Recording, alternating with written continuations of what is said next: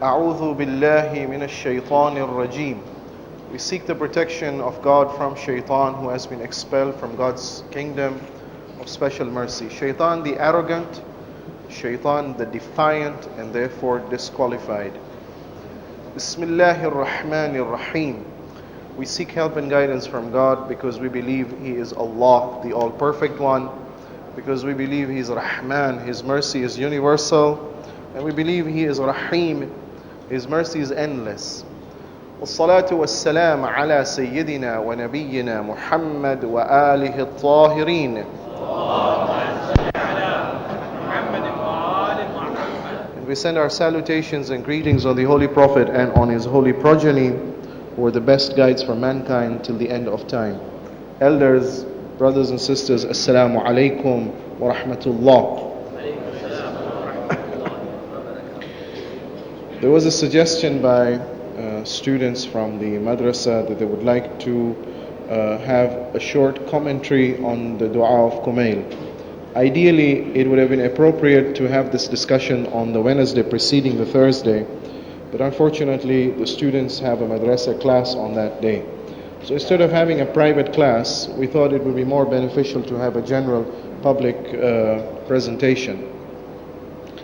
As an introduction, I would like to remind ourselves about the status of Kumail. The reason being, the type of dua that is reported to us depends on the transmitter. Who is the one who has transmitted the dua? You see, there are two types of dua. One dua is for general public use. The Imam alayhi salam himself mentions it even without being asked. But there's a second type of dua which is only for specific occasions or for specific people. Dua Kumail happens to be of the second type, where Imam alayhi salam himself did not volunteer. Kumail goes and asks for it. So who is this Kumail and what is he asking?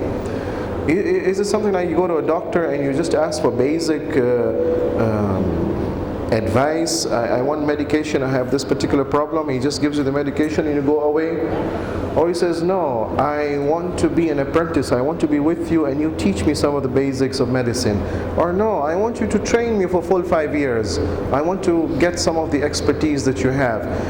The type of patient who goes to the doctor will determine the type of expertise or medication the doctor would provide. Likewise, the spiritual medication. It depends who is the patient who comes to ask for what.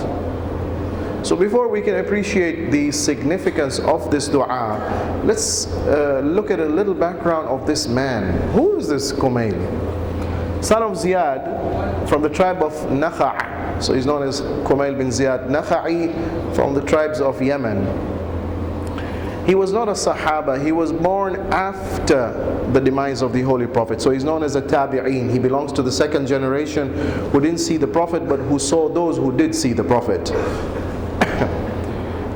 But his special status is that he was not an ordinary companion of Imam Ali alayhi salam. He was one of the elite, close companions of Imam alayhi salam. Point number one, very important, because then we recognize when he comes to ask the Imam, how does the Imam respond to him? Point number two in his background, he was not an ordinary companion, he was a devout, obedient, submissive to God companion, religious, pious person. So already the basics of ibadah which everyone does, he was already doing that. In fact, he was more than others. And then when he goes to ask, therefore he asks for something higher. Three,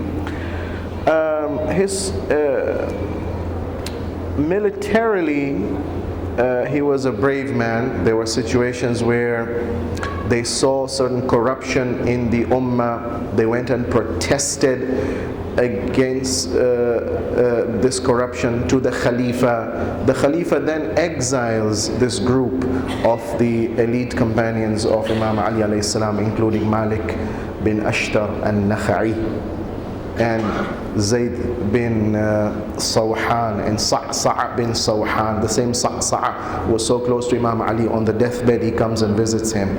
This elite group were so brave that when they saw corruption in society, it's not they went to the mosque and just made dua. No. They were close to God. They also wanted society to develop and to improve, and they fought against evil. If necessary, they were sent to exile, and they accepted that. And after the revolution that takes place, and Imam Ali alayhi salam, by popular vote, if you can call it so, is brought to power. One of the first people who extends his hand to make bay'ah to Imam is Kumail bin Ziyad. So you could count him as a person who is not only spiritually advanced, he is socially aware. No, he is politically also quite active. He knows what's happening in society. He knows what political action take place. When you get the right political leader, he's the first one to go and declare his allegiance and obedience to him. And when necessary, he fights with Imam Ali alayhi salam. He fought with him in the battle of Siffin. And Imam alayhi salam trusted him therefore. And he appoints him as a special governor in a place known as Heat. Heat is in the current area which is known as Ambar in Iraq. Somewhere near there is the location of Heat. Unfortunately, Kumail happened to make a certain mistake, and the only reference we have of Kumail in the Nahjul Balagha is letter number 61, where Imam alayhi salam writes to him and reprimands him. Why did you leave your position? Apparently, Kumail receives information that there is some problem being created by wrongdoers in Qarqisya, and he gathers an army from Heat and proceeds. And he leaves Heat abandoned. In his absence, and in the absence of the defensive forces, what happens is one of the armies of Muawiyah, they cross Heat and they go to another area where they create a massacre. And Imam Ali alayhi salam, when he learns of this, he writes to Kumail, Kumail, I appointed you as a governor over Heat. Why did you abandon your position and go elsewhere? And because of your absence, this other army could pass your territory unstopped, and they went and created that massacre in that other place. Kumail regrets this, and later on he compensates for it, and he wins back the approval of Imam Ali alayhi salam. In short, the man was extraordinary in all fields, not only spiritual, but also social, also political, also military. And he lives for quite long. Imam Ali alayhi salam is martyred in the 40th year of Hijrah. Kumail is killed in the 80th or 82nd or 83rd year of Hijrah. He lives for 40 years after Imam. During the Imam of Imam Hassan alayhi salam and Imam Hussein alayhi salam, he's alive. Unfortunately, we have no record of him in Karbala. History is silent on this. Given his background, one, and given the fact that Imam Ali alayhi salam considers him as an elite companion too, and he makes a prediction about his future, 3, whereby you shall be killed by Hajjaj bin Yusuf Thaqafi. It seems not only his past was illustrious, but even his future was good. And therefore this blank in between that we have, his absence in Karbala, there must have been a good reason, but history has not reported to us. We have, for example, very good companions who never came to Karbala. Abdullah bin Ja'far, the husband of the Holy Lady Zainab. There must have been a strong reason why he didn't come. Most probably he was handicapped. Jabir bin Abdullah Ansari, he comes on Arba'een to Karbala. Why didn't he come to Karbala on Ashura? He was handicapped, he was blind.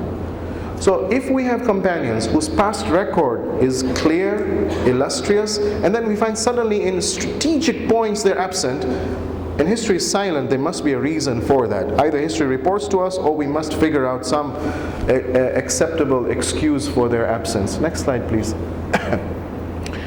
Given the background, now look at this man coming to Imam alayhi salam.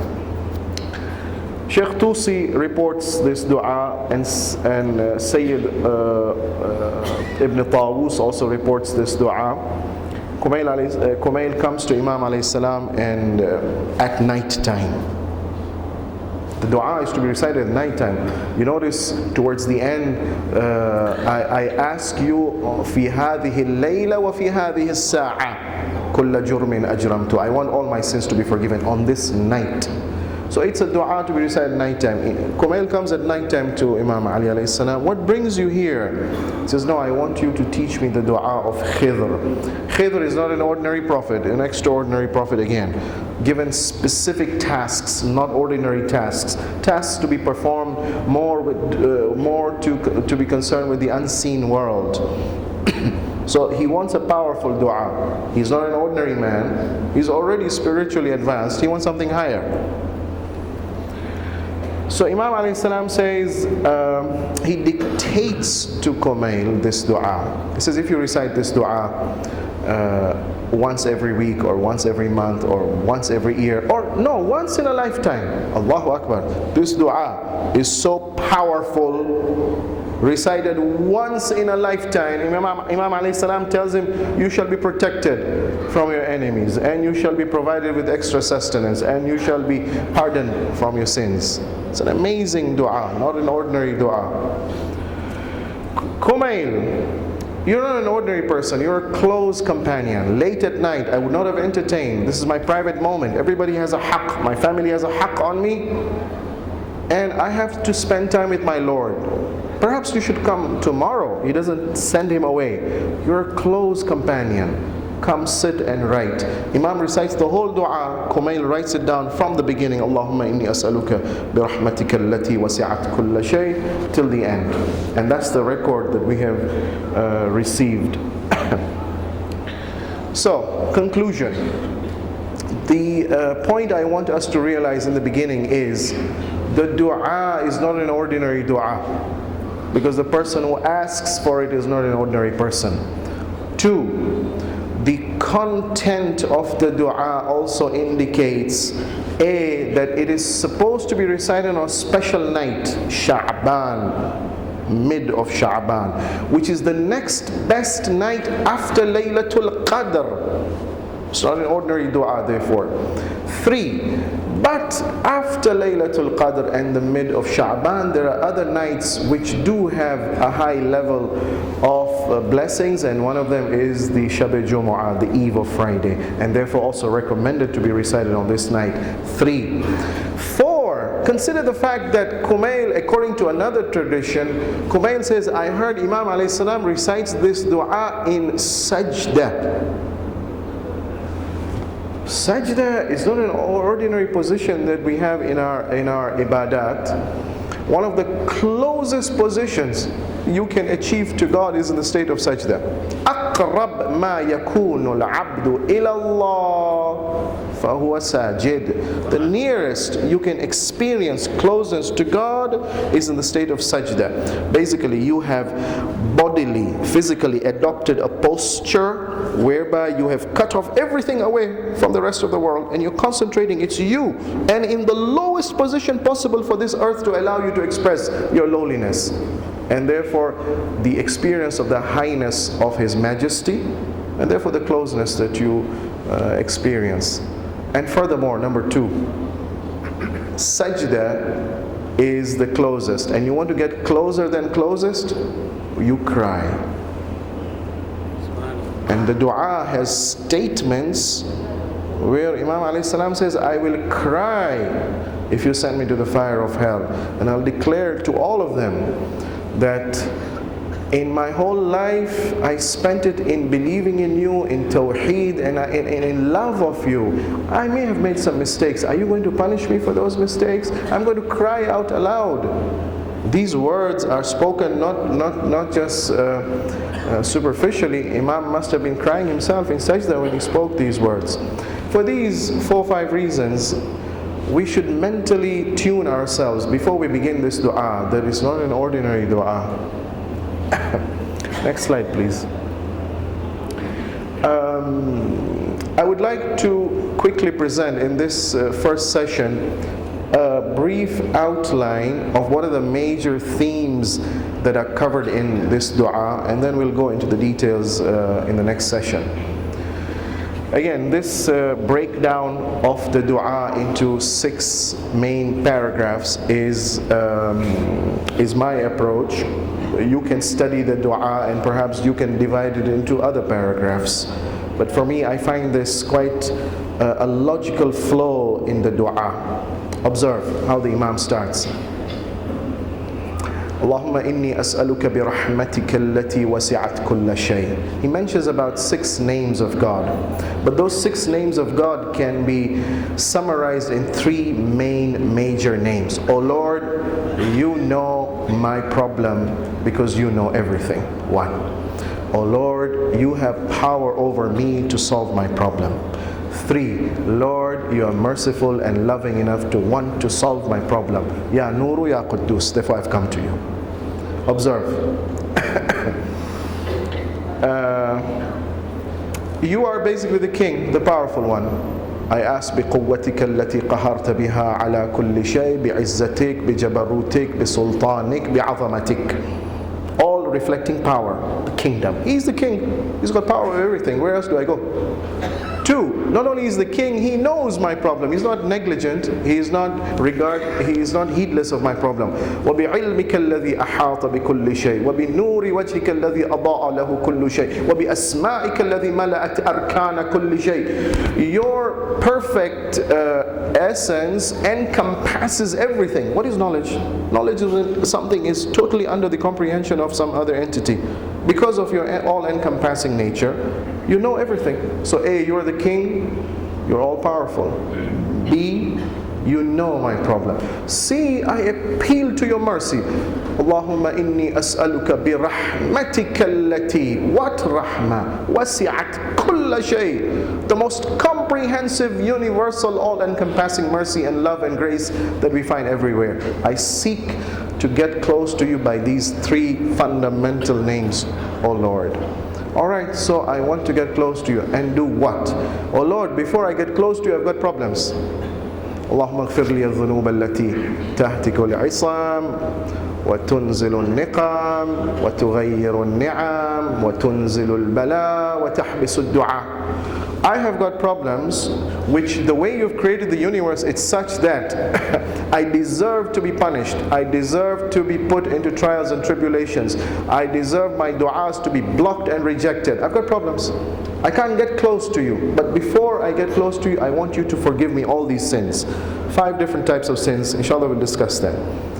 3. So you are my Lord, the King, the knower of everything, the kind one. Before I get close to you, I've got problems, remove them. Now that the problems are removed, I make my request. You know what my request is? 3 things I'm asking for. أن توزعني شكرك وأن تلهمني ذكرك. Oh Lord, the highest gift I can ask from you is I want to be in the constant remembrance of you. I want to be constantly thankful towards you. وَأَن تُدْنِيَنِي مِنْ قُرْبِكَ. I want to get closer to you all the time. وَتَجْعَلَنِي بِقِسْمِكَ رَاضِيًا قَانِعًا. I don't want worldly pleasures. If you have decreed it for me and you want to give it to me, I'm content with whatever you have decreed for me. Some of the highest spiritual gifts. Notice Kumail is not asking, give me rizq and I'm in trouble and I'm in debt and my family is in problem. Straight away he jumps into spiritual gifts. Amazing. And that's the opening. Next slide. And then he expresses his utter desperation and he believes that God is the ultimate source of all mercy. How many times you have helped me? Kam min fadihin min al-bala'i aqalta, kam min qabihin satarta. I've got big problems. Allahumma azuma bala'i. I have divided the dua into 6 themes, and inshallah we shall cover them a little more in detail. Allow me to stop in this period of time. Let's pray to Allah to get the tawfiq, to be able to engage. We have normal du'as we recite every day, but there are certainly unique, extraordinary du'as that can take us to higher levels. Allah, give us the tawfiq to be able to appreciate the content and the depth of these du'as, and then to feel them, and then to express it honestly and genuinely. Wassalamu alaikum wa rahmatullah.